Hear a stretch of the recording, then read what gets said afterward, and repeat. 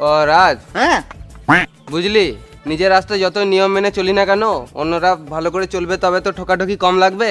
হ্যাঁ রাত্রের বেলায় বলে ছেড়ে দিলাম, দিনের বেলায় হলো না মেয়েরা গাঁড়ে ভেঙে দিতাম।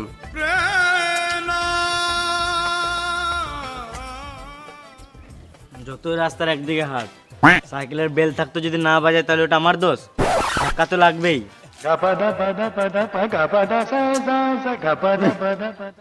আমি কি করে জানবো সূর্য কোনো দিনে ওঠে?